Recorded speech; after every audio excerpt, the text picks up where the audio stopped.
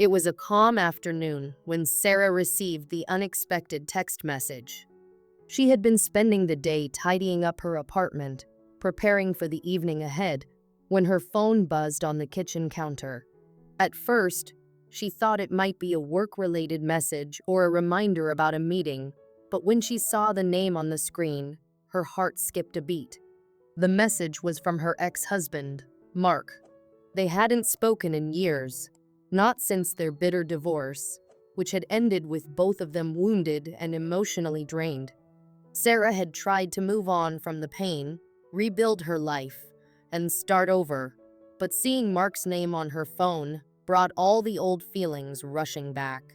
She hadn't expected to hear from him ever again, and yet, there he was. She took a deep breath and clicked on the message. The text read, "We need to talk. I made a mistake. Can we meet?" Sarah stared at the screen, her mind racing. What could he possibly want now? Why, after all these years, was he reaching out to her? The last time they had talked was when the divorce papers were signed, and neither of them had looked back. It had been a long and painful process, full of accusations, tears, and endless arguments. So why now? Curiosity and confusion gnawed at her, but a part of her was also afraid. There was a part of her that still remembered the man she had married, the person she had once loved with all her heart. But there was also the version of him she had learned to hate, the man who had betrayed her, who had made her feel worthless in the end. Despite everything, Sarah couldn't help but wonder what he meant by, "I made a mistake." Could he possibly be apologizing for everything that had gone wrong? Could he be trying to repair what they had lost? Or was this some ploy to get back into her life and cause more heartache? She decided to respond, her fingers hovering over the screen. "What do you want, Mark?" she typed.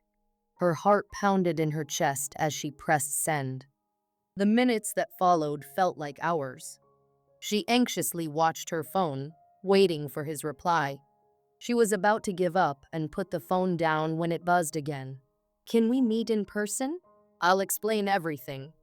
It's important." Her first instinct was to say no, to shut the door on this chapter of her life once and for all.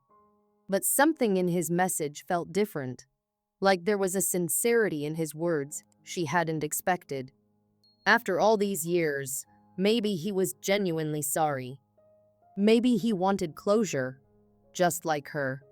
"Where and when?" she replied, her fingers trembling as she hit send. They agreed to meet at a coffee shop in the middle of the city, a place they had visited often during their marriage.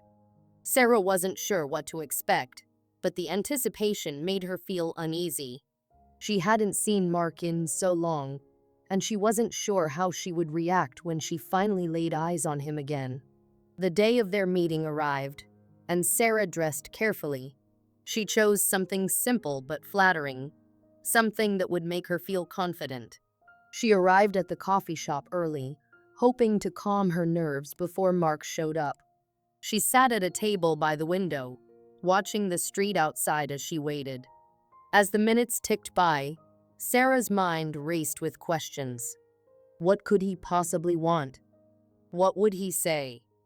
Would she be able to control her emotions? Or would she break down in front of him? She tried to shake off the anxiety, telling herself that whatever happened, she would be strong. Finally, after what felt like an eternity, the door opened, and Mark walked in. He was older, his hair graying at the temples, but there was something about him that hadn't changed. He still had that same familiar look in his eyes, the same expression that used to make her feel safe and loved. But now, all Sarah felt was a flood of conflicting emotions, anger, hurt, and a sense of betrayal. He looked around the coffee shop, spotted her, and made his way toward the table. As he approached, Sarah stood up to greet him, her heart pounding in her chest. She hadn't seen him in years, but it felt like no time had passed at all. The air between them was thick with unspoken words and unresolved pain. Hi, Mark said softly, his voice uncertain. Hi, Sarah replied, her tone cool but not unkind. They sat down across from each other, the silence stretching between them. Neither of them knew where to start. After a few moments, Mark spoke again, his voice hesitant. I'm sorry, he said, looking down at his hands. I know I've hurt you, and I've spent so many years regretting what happened. Sarah felt a surge of emotions, but she forced herself to stay composed. She had spent so long burying her pain, trying to move on, and now it all threatened to surface again. I don't know what you want from me, Mark, Sarah said, her voice steady despite the emotions swirling inside her. After everything that happened, why now? Why reach out to me after all these years? Mark looked up at her, his eyes filled with regret.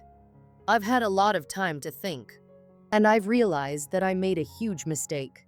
I should have never let you go. You were always the one who was there for me, and I took you for granted. I hurt you, and I'm so sorry. Sarah was silent for a moment, processing his words. It was hard to believe, hard to accept that the man who had torn her apart was now sitting across from her, apologizing. She had dreamed of hearing those words for years, but now that they were spoken, they didn't bring her the relief she had imagined. Instead, they just felt like a reminder of everything she had lost. I don't know if I can forgive you, Mark, she said quietly. What you did to me, it changed everything. I don't know if I'll ever be able to forget. Mark nodded, his face etched with sadness. I don't expect you to forgive me, Sarah. I don't even deserve it. But I needed to tell you how sorry I am, and that I regret everything. You deserved so much better than what I gave you. The words hung in the air between them, heavy and final. Sarah didn't know what to say. Part of her wanted to scream at him, to tell him how much he had hurt her, how much he had destroyed her. But the other part of her just felt empty. The man she had once loved was gone, replaced by a stranger who seemed to think that an apology could erase the years of pain. They sat in silence for a while, neither knowing what to say next. Finally, Sarah broke the quiet. I think I need to go, she said, standing up. I can't do this anymore. Mark stood up with her, looking as if he wanted to say something else, but no words came.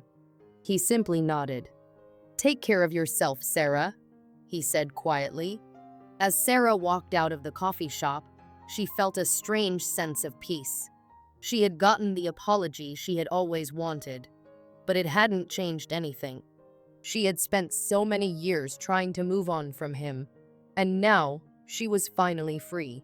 Free from the past, free from the pain, and free to live her life without the weight of old wounds holding her back. As she stepped into the sunlight, she knew that her journey was far from over, but she was no longer defined by her past. She had the power to choose her own future, and that was all that mattered now. I've taken on all the responsibilities in our home, cleaning, cooking, and every single chore without ever receiving help from him, simply to please him and keep the peace. I've done everything he's asked of me without complaining. Yet, despite all of my efforts, his outbursts are frequent and increasingly hurtful. During these moments, he hurls insults at me so loud that our children can hear it from their bedrooms. It's as though his anger knows no boundaries, and it spills over to affect everyone around him, especially me. There are also times when he completely ignores me, moving around the house as though I don't even exist. It's a coldness I cannot understand. For someone who once told me that I was his whole world, it's incredibly painful to be treated as if I'm invisible. He acts like I'm nothing, and I don't know how to process that. Yet, in all of this, there's a paradox. Despite everything, he still treats our children with love. He's careful to shield them from our arguments, always making sure they don't see how much we're struggling. He avoids speaking negatively about me to them, trying his best to keep the facade of a happy family in front of their innocent eyes. It's almost like he doesn't want them to know how much of a mess our relationship has become. It hasn't been easy for me. There are times when I struggle to do things for him, things that should come naturally in a partnership. And when I fail, he threatens divorce, constantly reminding me of my past mistakes.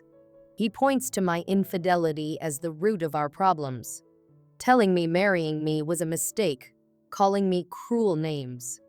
It's like my past, the thing I regret most, is all he sees anymore, and nothing I do in the present seems to matter.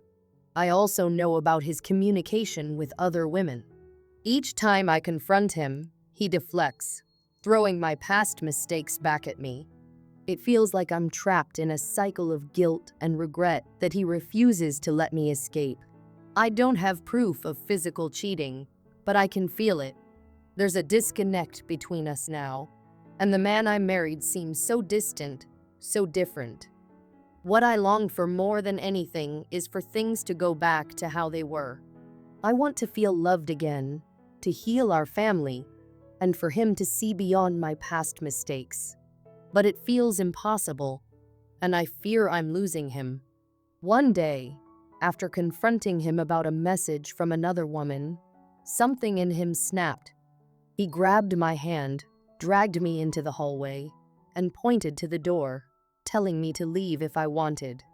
It was as if I were a stranger to him. His coldness, the complete lack of care for my feelings, stung deeply. In that moment, I felt invisible to him. I feel like I've lost the man I once loved, the one who used to be kind and gentle. Now he's bitter, angry, distant. I don't recognize him anymore, and I don't know how to find the man I married. Despite everything, I still love him deeply. I can't imagine being with anyone else. I regret my mistakes every day, but I've tried to make amends. I've worked on myself, trying to rebuild what we had, but it feels like I'm fighting a battle I can't win. I just want my family back, but I'm not sure that's even possible. I'm willing to do whatever it takes. Maybe what I need right now is just to vent, to have someone listen. I wish I could undo the past and fix everything between us. I've been careful to take full responsibility for my actions in therapy. I never blamed him for what happened. But then, our therapist suggested my husband's behavior might have contributed to pushing me away, and I didn't know how to process that. It shifted everything, and I began to wonder if I had been wrong about everything. Therapy has brought up some painful truths, but it's only made things more complicated. I've considered switching therapists, hoping a new perspective might help us. I want to fight for this marriage, but lately, it feels like I'm the only one putting in the effort, and that's exhausting. Today, I decided it was time for an honest conversation. I'd been hearing from others that he was done, that he didn't want to try anymore. So I went to him, hoping to show him I understood his pain. I told him that if he didn't want to work on our marriage, if he wanted to move on, I would respect that. But I wanted him to know that I still loved him, deeply and truly. At first, he was silent.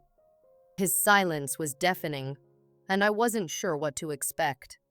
But then he hugged me. For the first time in so long, it felt real. I could feel the emotion in his embrace, and for a moment, I felt like I mattered again. After a few minutes of silence, he spoke. He said he still loved me, that he cared about our children, but he couldn't forgive me for what I'd done. The betrayal still haunted him, playing over and over in his mind. He wasn't just angry about the infidelity, he was hurt by the pain I caused him. Then he told me something that shattered me even more. Over the years, he had been tempted by other women, but never acted on it. He said his love for me and our family was too strong to hurt me like I had hurt him.